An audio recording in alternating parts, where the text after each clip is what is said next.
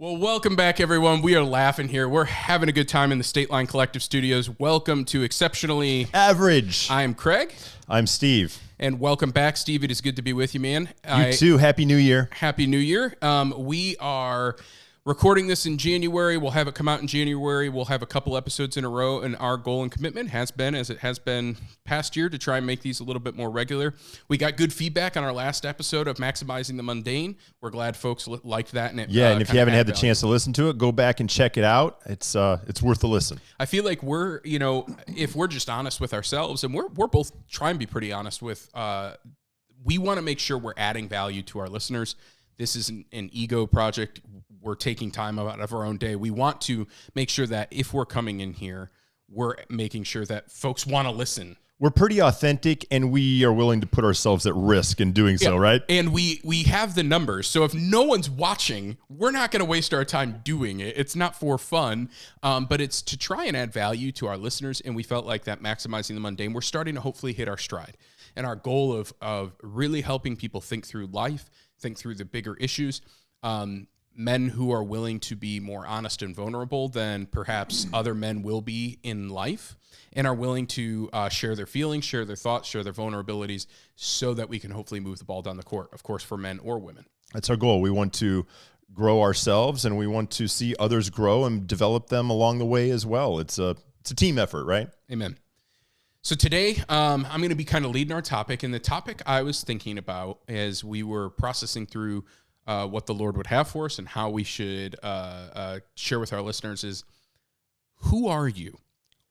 Which is a loaded question. It's a good question. And I think the Who actually sang it, right? The who are you? Right. And if I just ask that question in general, it's like, well, who's asking? There's this kind of pushback, or it's like, I'm Steve, I'm Craig, we introduce ourselves. Who are you? If you're in a one of those awkward business get to know you might say, like, I'm a husband, I'm a father, I'm been married this many years, I work for a number of years, I have this many kids. So we can give the cold call statistics, right? Right. But what if there's something bigger to who we are? Something deeper. Who we think we are, who people have told us we are. Maybe who we aren't, but we actually think we are. And I know that's a little jumbled, but the idea here is this: who you are, or who you're hoping to become, is really, really important in your life. It aligns the trajectory. It basically will determine how you live each day. It should set your goals. It should provide active feedback. And if you don't like who you are, it demands that you change some of those things. Or maybe if you think who you are is one thing and the results you're getting is another, it kind of forces you to change. But it all comes back to this question of, who am I? And I don't know that we ask that or answer that question in a level that is good enough to answer the weight of the question beyond just the get to know you mixer. I think what you're asking, if I can kind of interpret it just another way, is we often issue surveys on things that we do. And we issue surveys because we want to get feedback. Mm-hmm. And so who we think we are, or what we think we're doing, the value that we think we are providing, we still issue surveys to get that feedback, to verify that that is in fact true, or to tell us that we need to change something. Mm-hmm. Because if we are not, if that mirror isn't reflecting back accurately, we could potentially miss a lot of things. So that's what we want to talk about in this episode of figuring out who you are. We're going to share a little bit about how we've kind of come into that in our own life. Right. And then provide hopefully some questions that have our listeners thinking, well, wait a second, who am I? Am I that person that my 8th grade teacher told me I was? Mm-hmm. Or is there something deeper there? Am I doing what I actually want to do? Am I who I want to be at the workplace? Am I who I want to be at home and these places we spend a whole lot of time in? How did I even arrive at these conclusions? I think we get caught up in and it's easy for us to define what we are, like what we do, and that's how we interpret it. Who are you, Craig? Well, I'm a pastor. Mm-hmm. I am a husband. I am a father. No, those are the things that you have, or the things that you wish. I guess that's the what you are. Yeah. It's not the real who you are. Correct. It's because the who is more the values behind it. So if I ask you this, Steve, let's start on the home front. And I want to move to career at some point because I think we both had moments in our career where we had to make pretty big and radical changes because our current job, while paying the bills, wasn't lining up with who we felt we were. Believe it or not, we have not been perfect. Yeah, hard to believe, huh? I don't believe that. But I want to ask who are you at home? Who do you strive to be? And maybe where did that come from for you? Yeah, that's a really great question. And I know who I want to be.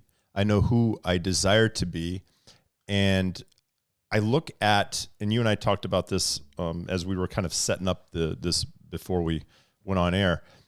I define the who I am based upon what do I value. Yeah. So I can say in my mind who I think I am, but if I don't value that, and I do other things, sit on the couch and click through television as opposed to spending time with my spouse and lifting her up and loving her the way that I feel I should or want to be as a husband, then I'm really not that. Mm-hmm. So that is one thing that I really want to be. I want to be a good husband. I want to be a husband that Christ expects of me in the church.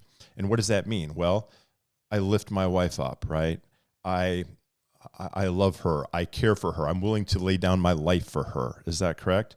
And in doing so, I judge my performance on that, or I demonstrate that hopefully through her experiencing joy and happiness. When I see her smile, or I can make her laugh, or I can expect or see that she is comfortable and feeling safe in her own home and around me, then I feel like as a husband, I am doing the things that I wish to do. Mm-hmm. That is who I am. And I can say that confidently based upon the feedback that she is giving or what she is demonstrating. Mm-hmm. How did you was this something that you always saw growing up? Because how we determine who we want to be, like I want to kill it at home. Because we have friends that don't care about being a good husband. No. Like you have friends like that. The guy that's on their fourth marriage, that your buddy, he's great from college. You love playing golf with him in the summer, but like he just doesn't value being a good husband. He says maybe he says he does, or maybe some of the honest ones don't. How did you decide that? Did you have a clarion call moment? Did you just know always growing up, I want to be a good husband. I don't want to be divorced. I want my wife to like actually like me, like, because you guys are in empty nest stage. So like, if you don't like each other, it's going to be very apparent because you don't have kids around to like hide the fact that you don't like each other. But like, how did that develop for you? Yeah, that's a great question. Sometimes we are motivated or disciplined by the good in our life, and sometimes we are motivated and disciplined by the things that are poor or bad in our life. And those demonstrations, each can be a teacher. Each is a teacher, and mine was unfortunately the latter. So my parents separated when I was 14, divorced when I was 15, and probably for 3-4 years prior to that, I, as a 10-year-old, knew that they were on their way to getting a divorce long before they knew they were on their way. So I grew up in not a hostile environment, but a family that was distant, that was not connected, didn't have that connectedness. Certainly we weren't tied to any church or spiritual relationship with Christ. We weren't driven by that. So I got to witness everything that I didn't want to experience as an adult. And I said, you know what, I'm not going to be that. I want this over here. Everything was a 180 effect for me. And I had that mentality growing up all through college, and certainly as I sought a spouse, somebody who was compatible with me. And that's how, unfortunately, I found Jill. Is I found that individual that I had in my mind, even as a child at 10 or 11 or 12 years old, to say, this is somebody that I want to live my life with, and is going to give me the opposite of what was demonstrated to me while I was growing up. Now, let me ask you this, and I don't actually know the answer to this. Sometimes we ask, I don't know. Have you ever had in your marriage, you've been married how many years now? 28. 28 years. So that's a long time. You got almost 3 decades of experience. Have you ever had in your married life a time where you're like, I'm not being the husband who I am. Mm-hmm. I'm not being the husband who I want to be. And it's starting to head down the path of like, oh crap, like this might go to It's going off the rails. Have you ever had anything like that? I think we all have. And if you haven't, you're probably not telling the truth. Mm-hmm. And if you haven't, trust me, your spouse, your other half probably has, and you just don't know it. Yeah, maybe because you're not dialed in. Yeah. Yes, we have had that. Now, certainly not a disconnect to the point to where we've had to go get marriage counseling or anything like that, but to the point to where we've had to come together and say, okay, hey, look, we need to come together on this, or we need to be able to work through this. We can't just dismiss this because maybe it's something that continues to come back in a discussion or just resurfaces every so often. So we have to address it. Yes, those things happen. And we found that when we say, who do I want to be? If I want to be a husband, I have to be somebody that is forgiving. I have to be somebody who is loving. I have to be somebody who is, I have to lay myself down, and now I have somebody else to consider, right? And we talk about that 50-50, and you shared this with us in your sermon last week. 50-50 isn't 50-50. Mm-hmm. The goal is to get to 100%. My spouse might be 80% of it one day because I'm having a very horrible situation and I'm only 20%. Other days, maybe I'm 60% and she's 40 and I'm kind of carrying a little bit of the load. But whatever that combination is between two people, we have to equal 100%. And if between two people only giving 40% or two people only giving 45%, you're still falling short. And that's where marriages seem to get off the rails. So when you want to talk about who are we can define ourselves by how we lay ourselves down to our spouse. If in fact you're arguing the fact that I want to be a good husband, or I see myself as a good husband. And that's where I think the rails come off for a lot of folks. I've seen it come off of, I want to be a good husband. I want to be a good wife. I want to be a good dad. I want to be a good mom. And what I have to do to be that person is really hard. Mm-hmm. I have to change the way I talk. Yeah. I have to change the way I think. I might have to change the way I think about money. I might have to change the way I spend money. I might have to change the channel. You might have to turn on Lifetime for Women, and you might have to turn off the football game. That is a real thing. I mean, those are line things in the sand, man. It's a lot. It's a lot. But I guess what I'm saying is, you have to compromise. The TV isn't always yours. The decision to go to the movie isn't always yours. Yeah, and that's where this is, again, it's easy for people to say, well, that's who I want to be. And again, since we're talking about home, no one gets married to get a divorce. No. But somewhere along the way, we decide, I'm not willing to change for this person. And the other person might say, look, if they're not willing to change, I'm going to leave them, a lot of reasons. But we say, I'm not willing to do that. That's not who I am. Even if it's like I am not willing to go there to do that for this person. So I want to talk now, like, and people might be like, okay, yeah, I can kind of see that. But there's consequences to that. You will miss things by not being who you want to be at home, by not kind of rising up in that. And the biggest consequence that we see all around us, for example, is divorce.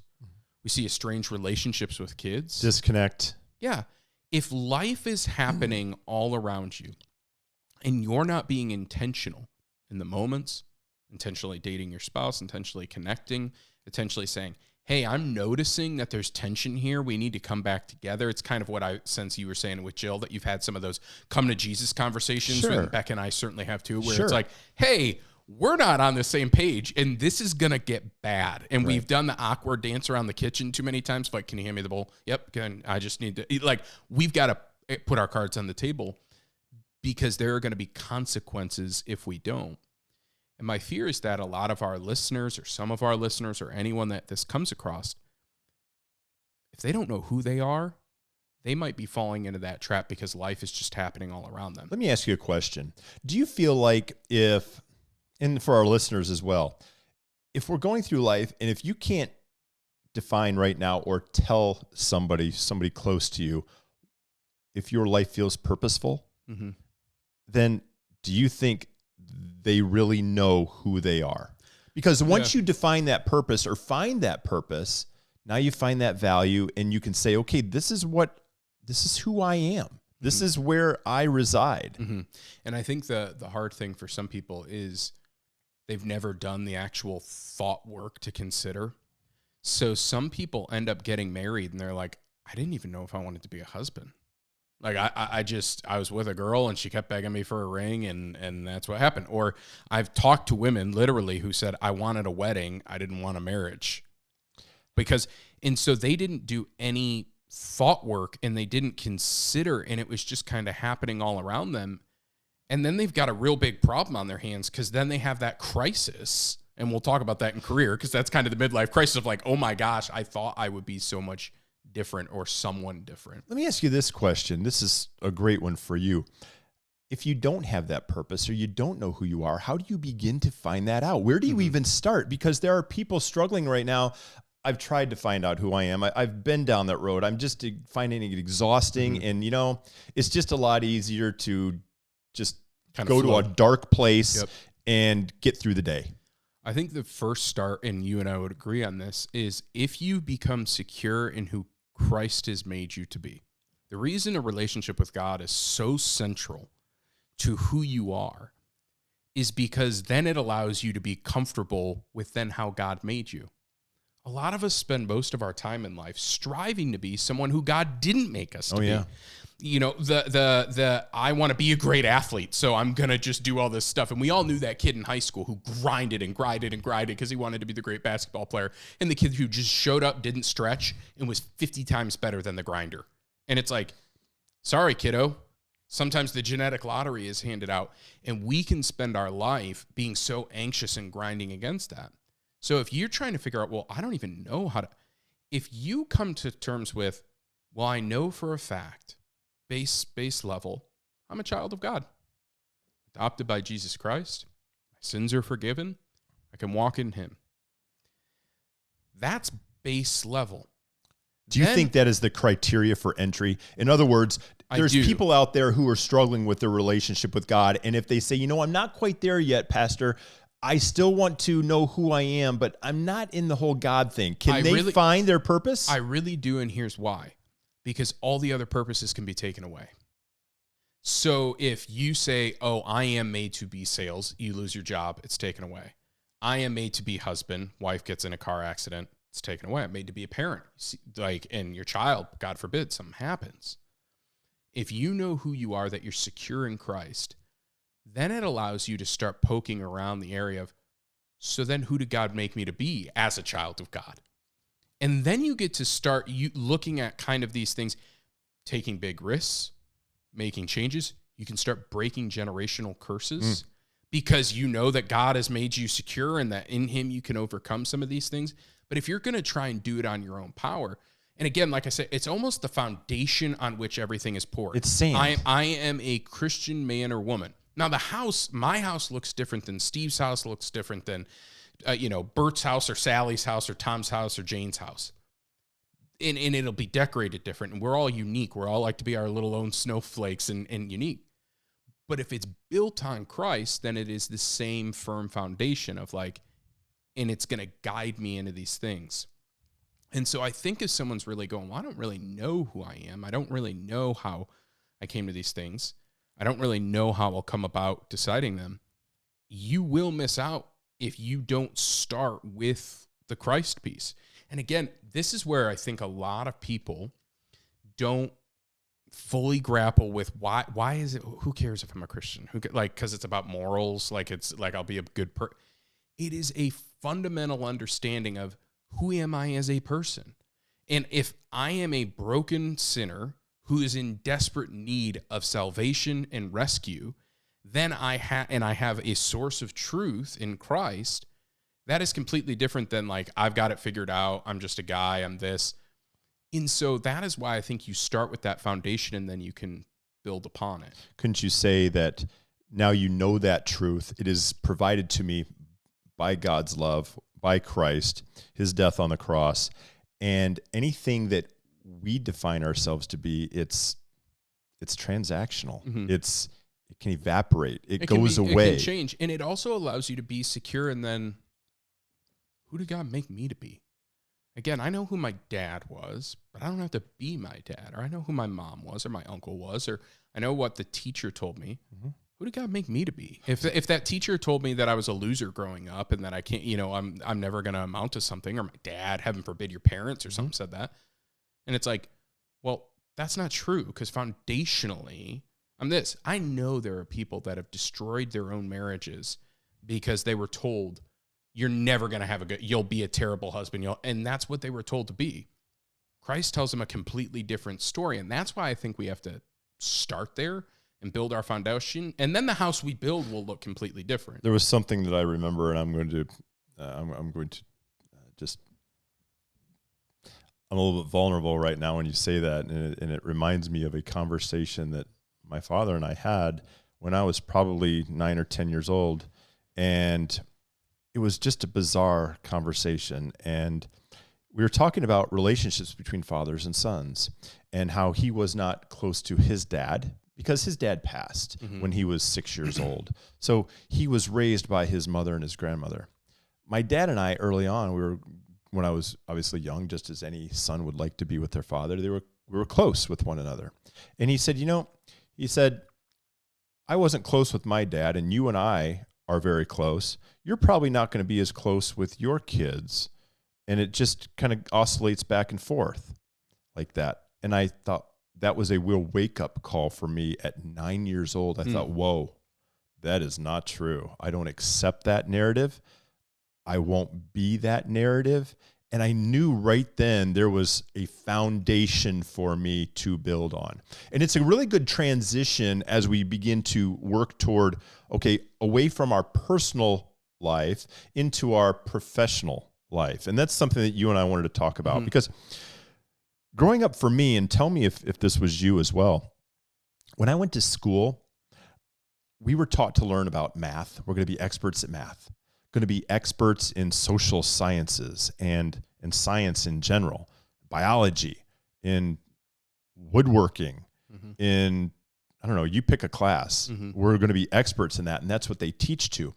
I struggled in high school because those were not things that I was. I wasn't those things. That wasn't who I was, but these were the things that I was being told to be. Right? Because this is foundational. So I struggled in high school and had to work very hard to get B's that I got. And when it wasn't until I got to college and I found some of the courses that I really was able to sink my teeth into and dial in on, which were communication, people development, personal studies, human behavior, that I found out who I really was, or begin that journey at least. And it was, I want to be somebody who can potentially impact the lives of others. How do I do that? What careers are out there that allow me to do that? Oh, and by the way, I want to help develop others along the way who experienced the same struggle as I did growing up and just couldn't really find their way. What career paths are out there that allow me to do that? I went into sales thinking that was where I could help people, and I could, but it wasn't the help that I wanted to provide. It wasn't the personal help. It wasn't the human growth. It was, you need a product, I'm going to provide you a product. And while it served its purpose for me, we talked about the golden handcuffs, right? It paid a lot, but they were handcuffs that I was tied to. It wasn't until I just reached my end of my rope that I said, this isn't who I am. I'm pretending to be somebody that others think I am. And it's just not comfortable. I don't enjoy this. I'm wearing a mask every day. Absolutely. I was wearing a mask. And not only that, but I was making the people around me miserable because of it. So it wasn't until 7-8 years ago I began to find my way and say, this is who I want to be. This is who I am defined by. This is how God made me. I'm going to maximize this. How long did you stay in the sales career? How long were you in that? 20 years. And I wanted to talk professional life because I know a little bit of Steve's story, but I guarantee we have listeners. I know so many people who have these dreams and desires. They know that they were made to run a welding shop. or they know that they were made to go be a teacher. They know that they were made to do X, Y, or Z. And they're, for whatever reason, they've kind of fallen. We tend to, because if we're not very actively thinking about who am I and where am I going, we tend to fall into paths. And sometimes suddenly it's 20 years and we don't even really realize it. There are a lot of people who find themselves in a career right now that are like, I don't feel this person. I have dreams. Did you ever actively think that? Or was it something that you stuffed a lot? Or was it something that you wrestled with? Or did you try and convince yourself that this is, I'm going to be fine. This is a career. It's good. It provides. How did you wrestle with that? Knowing that other people listening are probably like turning it up like, yep, this is me. I'm driving to the job I hate right now that I can't stand. But Here we go. I can't wait to hear what Steve... I want to be a baker, but how do I tell my wife at 52 I want to go bake bread? I can't wait to hear what Steve has to say about this. I always viewed it this way, Craig. I viewed my career as work. And when we work, it's uncomfortable. It's not intended to be fun. It's work. Yeah. That's why they call it work. And that's the way I grew up. That's what I was told growing up. I was also told growing up that I'm very personable and I can get along well with others and I would do well selling. And so I was told, you need to go into sales. That's where the money's at. That's how you're going to move up in a company. And that's what you're going to be good at. So guess what I did? I went into sales. Even though I knew in college that I was really focused on developing others and making an impact. And I thought, well, maybe I can somehow combine the two. However, what I found is that I got 90% of the puzzle completed, but then I had these other 4 or 5 pieces that wouldn't fit. So I was never able to complete the puzzle. So I went through 20 years thinking that, you know what, it's work. And they call it work for a reason. And it's not a lot of fun. I'll live for the weekends. I'll enjoy it because I have plenty of money to do it. And yeah, I'll buy a boat. Yeah, I'll buy a boat and I'll get over it. I'll get to retire someday. See, everything you're saying this is one of the reasons I wanted to talk about the professional end, because so many people have been told because our parents hated their job. You just got to hate your job. No one likes their job. Yeah, that's why they call it work. Yeah, it's work. Oh, you want to work? You want to like your job? Well, must be nice. Yeah. Yeah. What do you think? You're Tom Brady? You get to go and like your job every day? And it's like, I don't know that there's anyone who every single day loves what they do. But when you're doing what you're made to do and you're able to do that, it's a big deal. Now, let me ask you this, though. You're in a career for 20 years.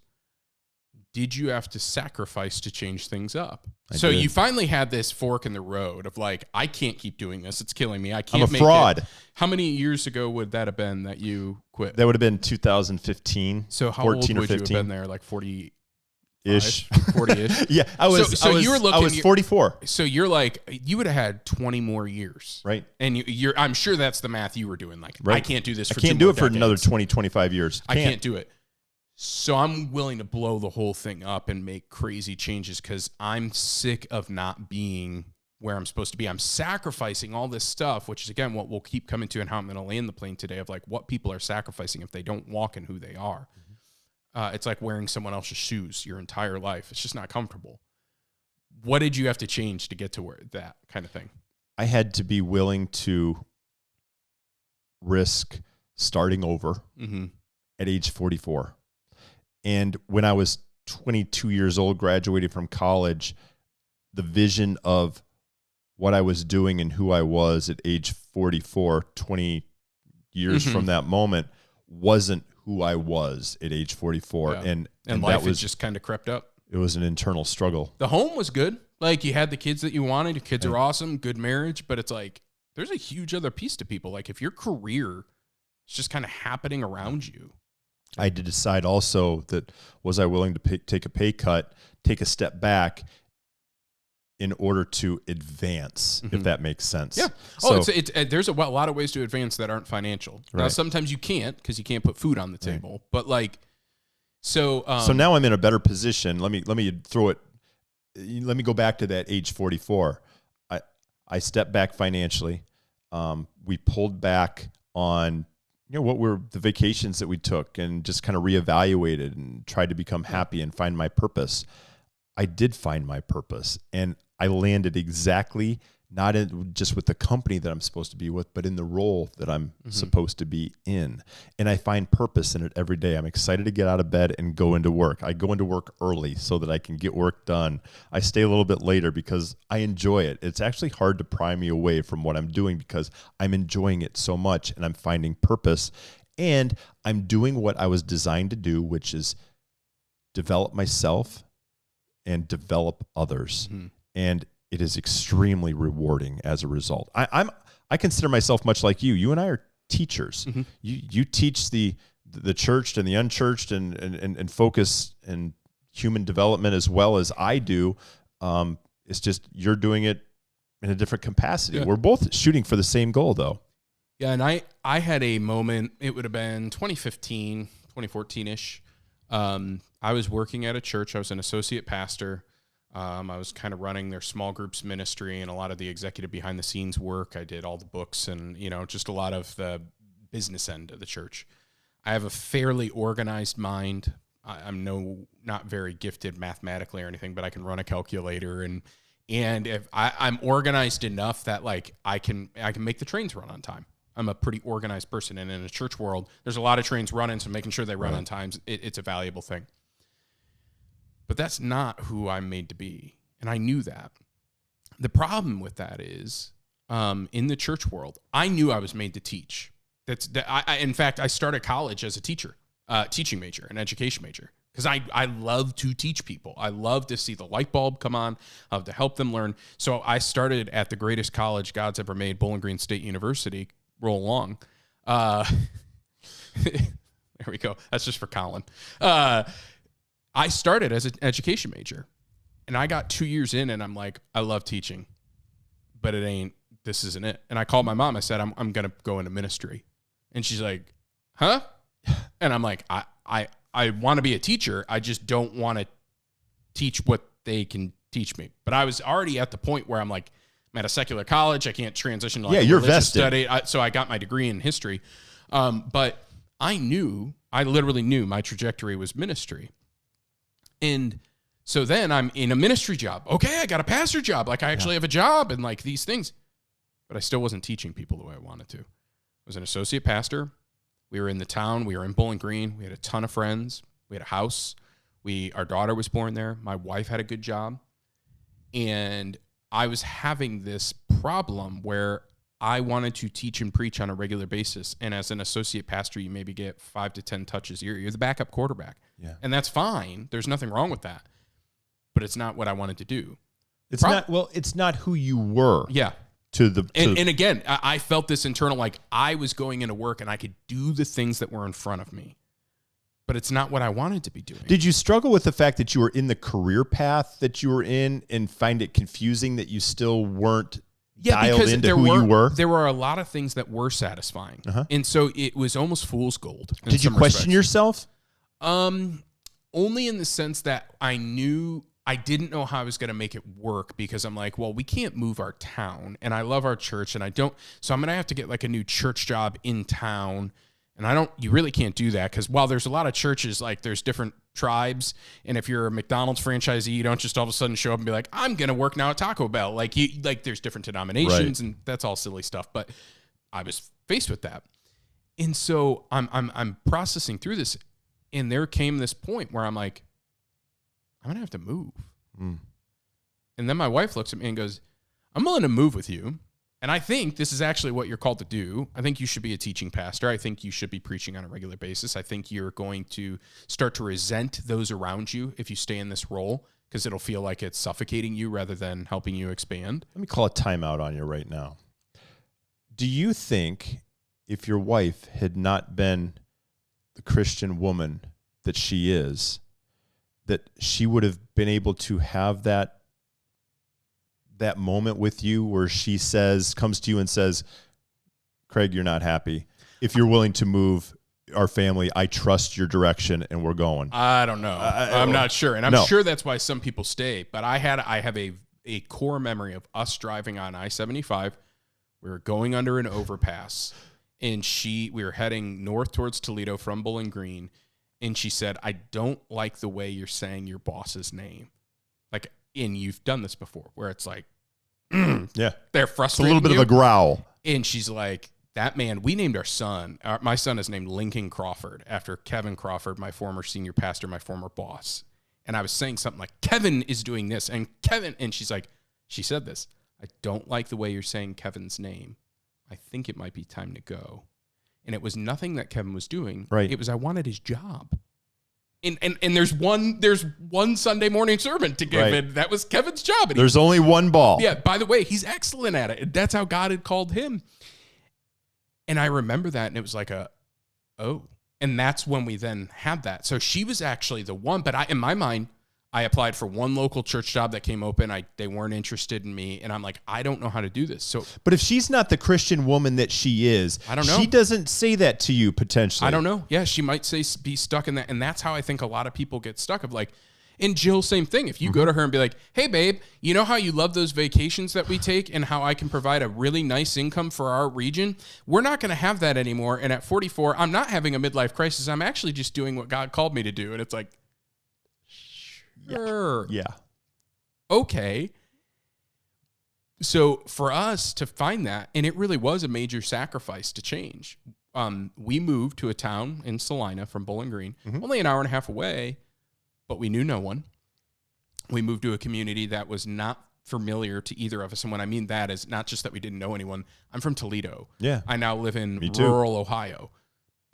It is not, it's a unique community. I love it here, and it's become home, but it's different. It's not where I'm from, and it is a unique flavor of ice cream. It's kind of like the coffee ice cream. It's like it's not vanilla, it's not strawberry, it's not chocolate. And not everybody likes it. Correct. And so, and even some days I'm like, coffee again. Okay. Anyways, so we moved there. We took a almost $20,000 pay cut because my wife stopped working. And she decided not to go back to work. Now we were able to do that because I was able to make a little bit more. But overall, we took a pretty substantial pay cut. So we made these major sacrifices to get to, I come in every single day and I know I'm doing exactly who God made me to be and doing exactly what I'm supposed to do.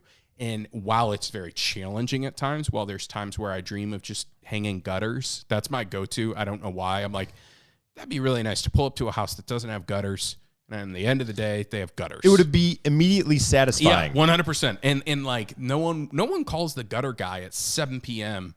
and starts being like, my wife is leaving me, and like you were having a nice evening with your wife, but now my problem is your problem. Here it is, and that's the life of a pastor. No one texts the gutter guy at 9 p.m. like, mom's died. Can you get over here immediately? And you're like, yeah, we need to do you a funeral in 3 days. Correct. No one does that to the gutter guy. The gutter guy hangs up the gutters and goes home. Right. And I imagine there's actually a lot of people, there's guys that actually feel called to that. That's not who God made me to be. That's not who I am. And so I made some radical changes to get to who I am. And I think about that a lot because I wonder what would have happened if I would have stayed? Mm-hmm. I feel the same way. How sharp would my tone of saying my boss's name? Now, when I left on great terms with everyone because I didn't burn myself out. I didn't become a bitter coworker. I said, hey, it's my time to go. They supported that. They understood. And I wonder what would happen. Who would I have then become at home? Yeah. Who would I have then become? And that's why this is so important to me and why I wanted this to be a topic for us is because I knew who I was. I knew God made me to be a teacher. And I knew God made me, and this is probably why we click, and I never really put this together. God made me to be a developer. We're about to send off our second pastor that we raised up and sent to school, and he's about to become a senior pastor here in the next couple months. And that's the second guy that will look to me the same way I look to Kevin and say, my senior pastor who trained me and set me up for ministry is a guy named Craig Flack. That means the world to me. You are the Nick Saban of the I joke around. I want to build industry. a Greg Popovich coaching there you tree. go. Like you have a coaching tree. I joke about it, but that's for real. Like my goal at the end of my career is not to how many books I've written and not how many great sermons I've given. It's how many pastors I've put in the ministry. That's valid. That's a random thing not for this, but that is one of my life goals is how many people can I raise up, give an opportunity to, train them that they look back and say, because they believed in me and because Craig was open-handed and loved me and wasn't competition-based of who could do it better. He was comfortable in who God made him to be. I'm where I'm at. And if I can look back and be like, I've got a 35-pastor coaching tree, that's what success would be. Well, I think it does tie in perfectly, and I'll tell you why, because you have found your why. And when you find your why, now you find purpose. Yep. And when we find purpose, we find joy. And it no longer becomes work. I don't think you come into work. I think you come in to do what you love and do what God designed you to do and designed you to be. And I think it kind of is a great way to kind of tie up the program just a little bit, that we need to find our why, and we need to start asking ourselves, why do I find myself doing this over and over again? Or why don't I find myself doing this over and over again when I say this is what I am or who I am? Yeah. And when we begin to ask ourselves those questions and we create those, we're willing to take a deeper dive within our soul and have those hard changes. Conversations and then make those scary changes. Now, all of a sudden, we experience personal growth. One of the things I wrote down is, if you don't like who you are, how are you changing it? Like, if you look at, I'm not the husband I want to be, I'm not the father I want to be, I'm not the wife I want to be, I'm not the employee I want to be. Right. How are you changing it? Now, the scary thing might be, well, I might have to go to counseling. I might have to change this, or I might have to change careers to get to where, okay, but the other side is you are literally living a life, you're walking around in someone else's shoes. Well, and foundationally, going back to the very beginning, are you the Christian that you want to be? And again, if you know that God loves you and you're secure in that, you're willing to start having some of these harder conversations. Right. There's a reason why my wife was willing to take a flyer with me, because she knew God was going to guide us, protect us, lead us. And same thing with Jill for you. I know that was the foundation of like, right. Well, I don't know where this is going, but God is in charge. But then it allows you to fully investigate that. So I guess the questions I would leave our listeners with, as we kind of batted this around, and I hope they were able to understand our goal for it, was really this idea of, do you know who you are? If you don't, have you investigated that? And if it's not a foundation built on Christ, you need to consider that. But then beyond that, there's a lot of Christians who are like, yeah, I'm a Christian, but I don't really know what that means. Who did God make you to be? You're right. unique and you're different in your ways. So do you know who you are? Okay, so if you know who you are you actually living who you are? Last thing I'll say is you are exactly who you want to be today. And what I mean because by that your is actions prove it. Exactly. So like, if you don't like who you are, Steve and I are pretty action oriented.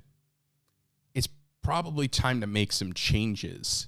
And when you look back on your life, are you going to be able to say, I was who I was meant to be? And I don't care if that's the janitor at the local high school or the president of a Fortune 500 company.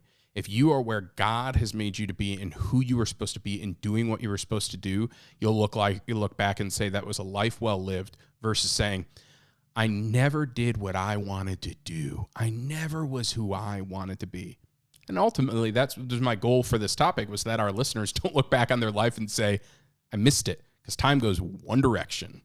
Sure does. Any closing thoughts before we wrap up? You know, it's pretty impactful. You know, I made a change at age 44, and I thought that it was late in life. And I look back at it right now and think, you know, it wasn't late in life. No. It was God's perfect timing. Yeah, and I don't, like I joked around, I think there's 50 and 60-year-olds who need to cast it off and say, you know what, sure. This is, like, life is way too short to be doing this thing and hating work and hating all this stuff and hating my marriage. And again, that's not an endorsement for divorce. It's an endorsement to fix your marriage, and right. an endorsement.